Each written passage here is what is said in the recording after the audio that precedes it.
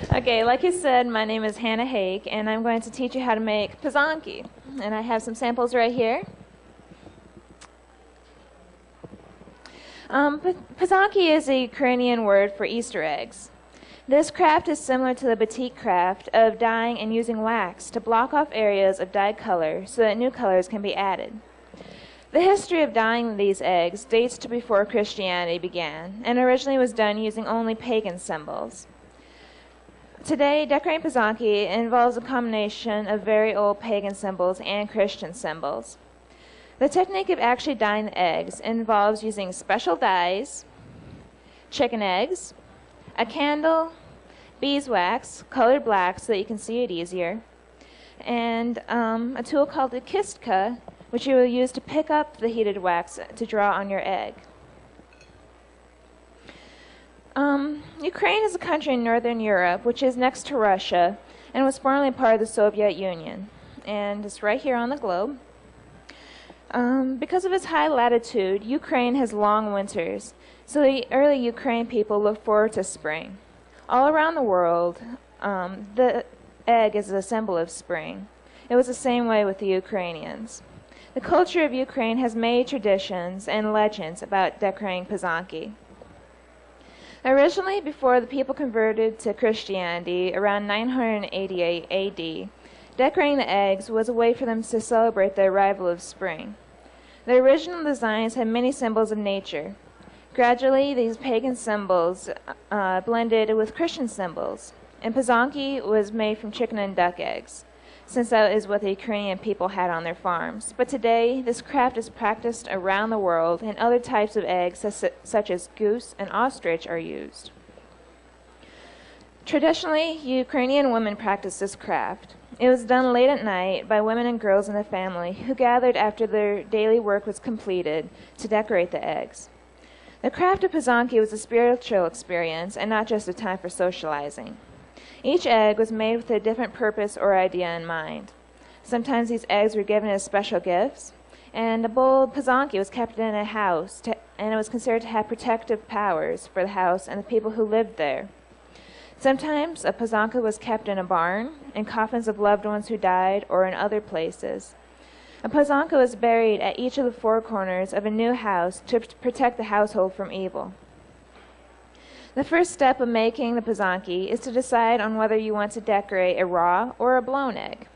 If you choose a blown egg, you won't have to worry about breaking your finished egg when you blow it, but you will have to plug the holes, and the egg will float because it is full of air.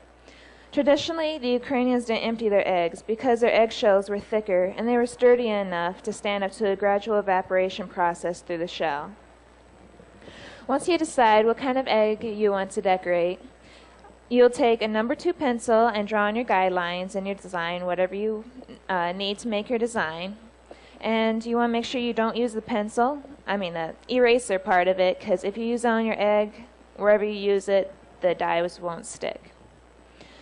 Anyway, once you have made your guidelines, the next step is to put the wax on your egg. And how you'll do that is you'll take your tool, the Chickasaw, and you'll fill up the funnel part of it with wax, and you'll hold it over the candle to melt it. And when you get the wax melted enough to put the wax on your egg, you are going to color in all the places that you want to stay white. This is so that when you start putting your eggs in the dyes, the parts that are under the wax will stay that previous color. So everything I just decorated here will stay white. And then I'm going to put into the lightest color that I'll use, and that is the light blue.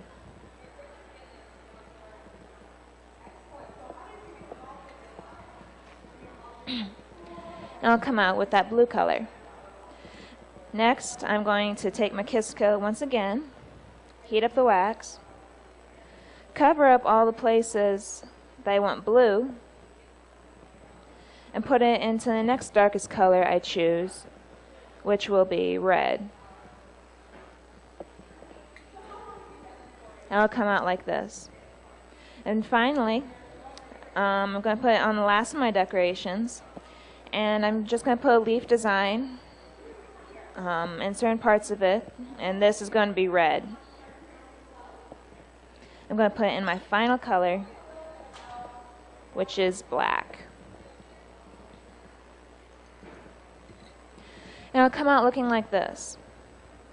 Now my egg is finished. I have all the colors on it that I want to have, and the next step is to take the wax off to see your design.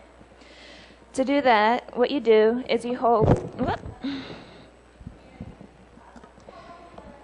the candle, you hold the egg next to the candle and wait for the wax to start to melt off.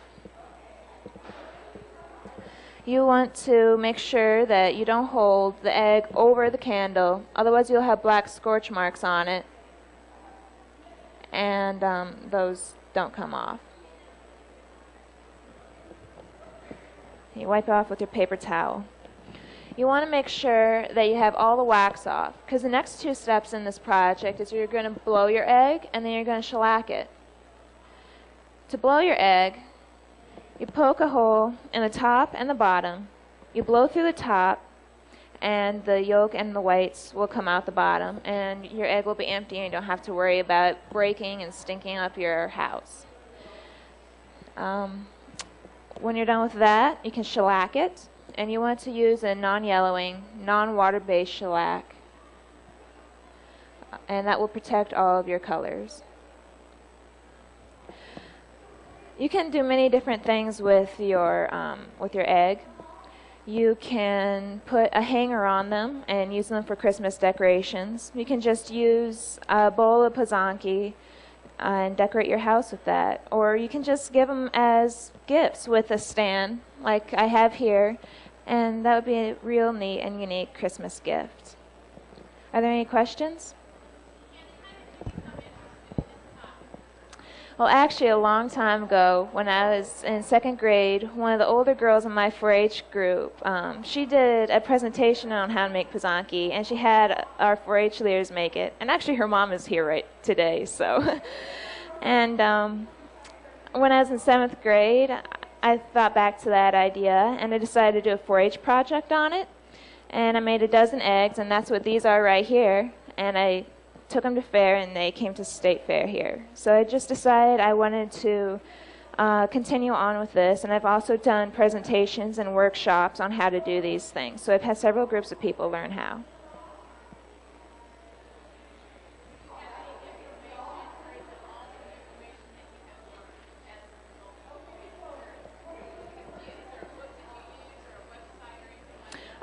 There are books and websites I have. There are just a number of books that I have that I look for with designs and stuff. There is a store in Minnesota that's a Ukrainian family owns that, and that's where I get all my supplies, and they sell the books and things too.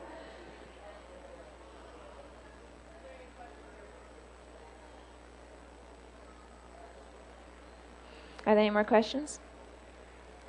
If not, that concludes my presentation.